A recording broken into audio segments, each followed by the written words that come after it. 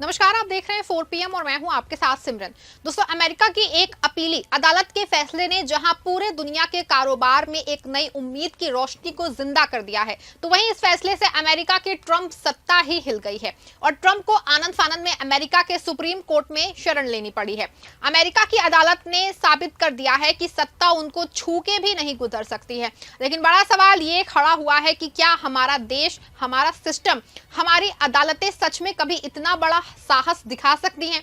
इस पूरे मामले को लेके हम अपनी इस 8 मिनट की रिपोर्ट में चर्चा करेंगे। दोस्तों, सबसे पहले ये समझ लेते हैं कि अमेरिका में क्या हुआ। डोनाल्ड ट्रंप जो अपने टैरिफ यानी कि आयात शुल्क के जरिए पूरी दुनिया को अपनी ताकत दिखाने की कोशिश कर रहे हैं, उन्हें उनकी ही जमीन पे ऐसा सबक सिखाया गया है कि उनकी बोलती बंद हो गई है। अमेरिका के फेडरल अपीली अदालत ने जो है 29 अगस्त 2025 को एक फैसला सुनाया, जिसमें ट्रंप द्वारा भारत, चीन, कनाडा, मैक्सिको जैसे देशों पे लगाए गए टैरिफ को गैर कानूनी करार दे दिया।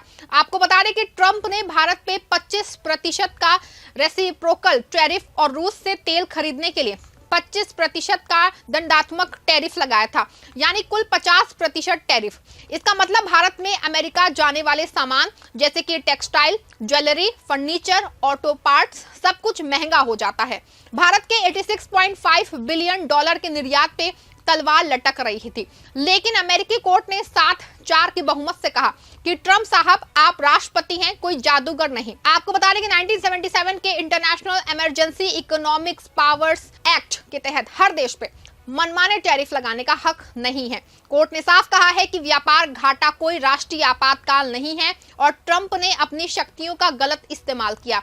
और ट्रंप वो तो भड़क गए, अपने ट्रुथ सोशल प्लेटफॉर्म पे लिखा कि ये फैसला पक्षपातपूर्ण है, अगर टैरिफ हटे तो अमेरिका बर्बाद हो जाएगा। लेकिन कोर्ट ने उन्हें 14 अक्टूबर तक का वक्त दिया है कि वो सुप्रीम कोर्ट में अपील करें। आपको बता दें कि यही असली लोकतंत्र है। 10 जजों का पैनल बिना डरे, बिना किसी दबाव के एक ताकतवर राष्ट्रपति को कहता है कि नियम तोड़ोगे तो हम रोकेंगे। अब सवाल ये है, क्या भारत में ऐसा मुमकिन है? क्या हमारी अदालतें कभी ऐसी हिम्मत दिखा सकती हैं? चलिए अब भारत की तस्वीर देखते हैं और ये समझते हैं कि हमारा सिस्टम कहाँ खड़ा है। एक तरफ अमेरिका की अदालतें अपने राष्ट्रपति को गलत ठहराने की हिम्मत करती हैं, लेकिन हमारे यहाँ तो जजों की भाषा तक सांप्रदायिक हो चुकी है। शेखर यादव तो आपको याद ही होंगे, सत्ता सुख के लिए किस तरह की भाषा का इस्तेमाल किया था। बेचारे मुस्लिमों को कठमुल्ला और पता नहीं क्या क्या कह डाला था। आपको बता रहे कि सिर्फ यही नहीं, इस तरह के बहुत से मामले पेंडिंग हैं। मिसाल के तौर पे 2023 में दिल्ली हाई कोर्ट के एक जज का बयान देखिए, जिन्होंने एक मामले की सुनवाई के दौरान कहा कि कुछ समुदाय देश के लिए खतरा है। ये क्या बात हुई? एक जज जिसका काम संविधान की रक्षा करना है, वो सांप्रदायिक टिप्पणी करे, और ये कोई इकलौता मामला नहीं है। और फिर आता है कैश कांड का मसला। 2024 में मध्य प्रदेश की एक अदालत में जज पे रिश्वत लेने का आरोप लगा। एक वकील ने खुलासा किया कि केस का फैसला खरीदा गया था। कितना शर्मनाक है ये। जिस सिस्टम पे हमें भरोसा करना चाहिए, वहां पैसे के दम पे फैसले हो रहे हैं। और ये सिर्फ निचली अदालतों तक सीमित नहीं है, सुप्रीम कोर्ट के कुछ जजों पे भी सवाल उठे हैं। याद है वो 2018 का प्रेस कॉन्फ्रेंस, जब 4 सीनियर जजों ने खुद चीफ जस्टिस के खिलाफ प्रेस कॉन्फ्रेंस की थी। उन्होंने कहा था कि लोकतंत्र खतरे में है। अभी हाल ही में दोस्तों दिल्ली हाई कोर्ट के जज जस्टिस वर्मा का कैश कांड तो आपको याद ही होगा ना। आपको बता रहे कि छोटे मामले हैं, हालात इतने खराब है कि सुप्रीम कोर्ट के जजों के घर में पीएम साहब खुद आरती उतारने पहुंच जाते हैं।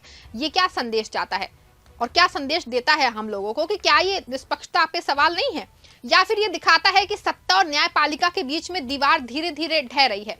दोस्तों, जब जज सत्ता के सामने झुकने लगे तो आम आदमी का भरोसा कहाँ ही जाएगा। सिर्फ यही नहीं दोस्तों, पिछले कुछ सालों में सिटीजनशिप अमेंडमेंट एक्ट CAA और वक्फ बोर्ड को लेकर काफी चर्चा रही। इन दोनों मामलों में अदालतों का रवैया क्या रहा है?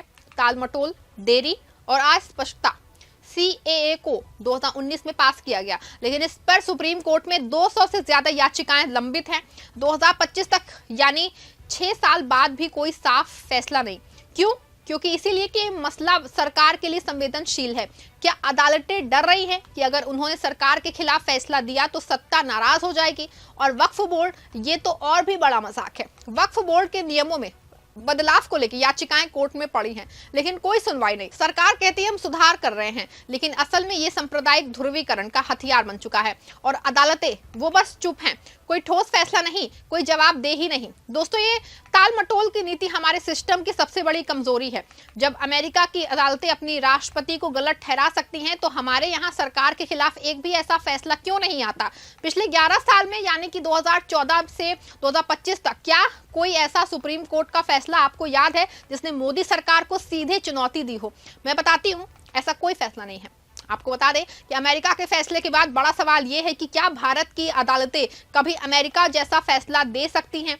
अमेरिका में 10 जजों ने मिलकर ट्रंप को गलत ठहराया। हमारे यहाँ क्या? हमारे यहाँ तो सुप्रीम कोर्ट के जजों की नियुक्ति तक में सरकार की दखल अंदाजी के आरोप लगते हैं, कॉलेजियम सिस्टम पे सवाल उठते हैं, लेकिन कोई बदलाव नहीं। 2019 में राम मंदिर केस का फैसला आया, जिसने सुप्रीम कोर्ट ने जो है उसमें सरकार की नीतियों को सपोर्ट करने वाला रुख दिखाया। 2020 में सीएए पे सुनवाई टलती रही। 2021 में फार्म लॉज के खिलाफ प्रदर्शन हुए। 2021 में फार्म लॉज के खिलाफ प्रदर्शन हुए, लेकिन कोर्ट ने कोई सख्त टिप्पणी नहीं की। और अब 2025 में जब ट्रंप का टैरिफ भारत को नुकसान पहुंचा रहा है, तब भी भारत की कोई अदालत नहीं, बल्कि अमेरिका की अदालत में हमें राहत दी। माना जा रहा है कि यह शर्मनाक है। हमारा सिस्टम सत्ता के सामने घुटने टेक चुका है। जजों की नियुक्ति, उनके बयान, उनके फैसले, सब कुछ सत्ता के इशारे पे चल रहे हैं। और सबका इसका जो है सबसे बड़ा नुकसान दोस्तों किसको हो रहा है?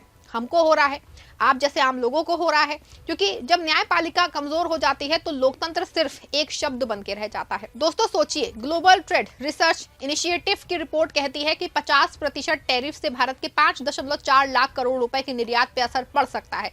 कपड़ा, ज्वेलरी, ऑटो, सी फूड, इन सब की मांग में 70% तक की कमी आ सकती है। भारत की जीडीपी ग्रोथ 0.2% से 0.6% तक कम हो सकती है। लेकिन हमारे पीएम साहब क्या कहते हैं? हम डरेंगे नहीं, रास्ता निकाल लेंगे। अरे रास्ता निकालने की बात तो ठीक है, लेकिन क्या अदालतें देश में अपना काम करेंगी? दोस्तों, अमेरिका की अपीली अदालत ने एक पूरी दुनिया को जो है हिला के रख दिया है और दिखा दिया है कि मजबूत लोकतंत्र क्या होता है। वहां जज बिना डरे, बिना पक्षपात किए अपने संविधान के हिसाब से फैसला करते हैं। लेकिन हमारे यहाँ तो सुप्रीम कोर्ट तक में सत्ता की चापलूसी दिखती है। ऐसे में अब सवाल ये है कि आगे क्या हमारी अदालतें कभी अमेरिका जैसी हिम्मत दिखा पाएंगी? क्या हमारा सिस्टम कभी सत्ता को आईना दिखा पाएगा, या फिर हम सत्ता की यूं ही चमचागिरी में डूबे रहेंगे? मोदी सरकार को ये समझना होगा कि लोकतंत्र सिर्फ वोटों से नहीं चलता। लोकतंत्र तब चलता है जब हर संस्था, चाहे वो अदालत हो, मीडिया हो या कोई और, अपनी जिम्मेदारी निभाए। लेकिन जब जज ही सत्ता के सामने झुक जाए तो आम आदमी का क्या ही होगा? अमेरिका की अपीली अदालत ने पूरे दुनिया में राहत की उम्मीद जगाई है, लेकिन साथ ही ये सबक भी दिया है। वो सबक ये है कि अगर आपका सिस्टम मजबूत है तो आप दुनिया के सबसे ताकतवर लीडर के रूप में उभर करके सामने आ सकते हैं। लेकिन हमारे यहाँ तो सिस्टम ही सत्ता का गुलाम बन चुका है। आपको क्या लगता है कि भारत के कोर्ट इस तरह के फैसले ले सकते हैं? क्या इस मामले को वोट चोरी जैसे मामले की तरह पूरे देश में नहीं उठाया जाना चाहिए? पूरे मामले पे आपकी क्या राय है? कमेंट में जरूर लिखिएगा। धन्यवाद।